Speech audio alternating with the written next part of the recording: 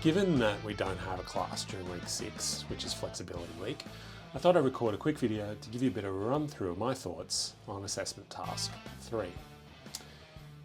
In the assignment brief, there's a series of articles that document the use of human factors tools or methods for a particular use in a particular scenario.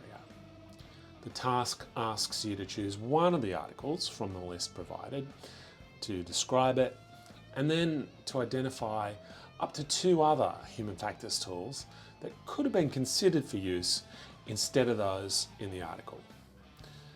You need to analyse the relative advantages and disadvantages of the human factors tools or methods that are used in the scenarios, and those that you suggest could be used, as well as their suitability for use. The assignment brief indicates some of the things you might wish to consider as issues as part of your critical analysis, including efficacy, reliability, usability, validity, all those things that we've talked about in class, and other relevant considerations according to the purpose that's relevant to the objectives of the article.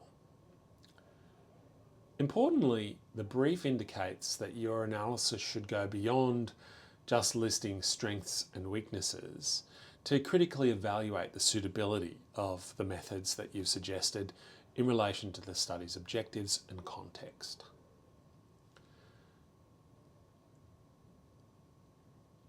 If I were completing this assignment, I'd plan to spend some time reading the articles provided. I wouldn't just pick the first one that jumped out at me because they're all quite different. Plan some time to read and do research. Some of the articles may have more than one human factors tool or method. You might need to spend some time considering the relationship between these so that you can identify in your response which tool you consider to be the main tool for your analysis. Some of the articles include simulation, virtual reality, think or talk out loud analysis, observation as well, and they include particular tools that we've not dealt with in class. We can't cover every tool in class, so this is an opportunity for you to go beyond what we do in class and still apply the concepts and the themes that we've been learning about. One of the things that I think got lost in some of the HTA analyses is how some tools rely on others. Hierarchical task analyses, or HTAs, for example, often rely on surveys, verbal protocol analyses, structured observations, or interviews. So think about which tool is being used for which objective in the article that you choose.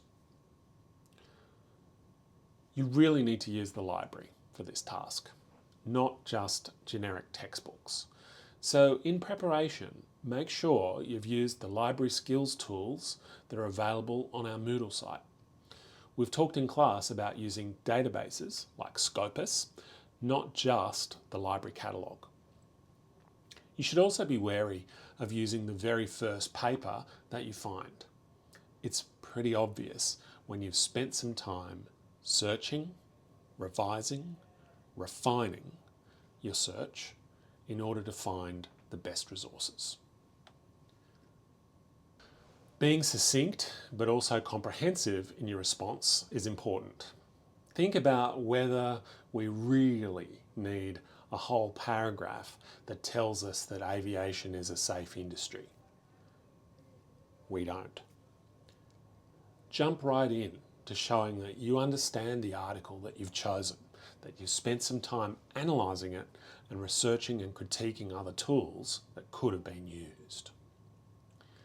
We've already talked a lot about referencing and the need to use APA format for both in-text citations and the reference list. There's lots of guidance on how to do that on Moodle. So in summary, planning early, researching widely, and thinking through the issues are key to success at this task, which is all about critical analysis. So good luck, and let me know if you need some help.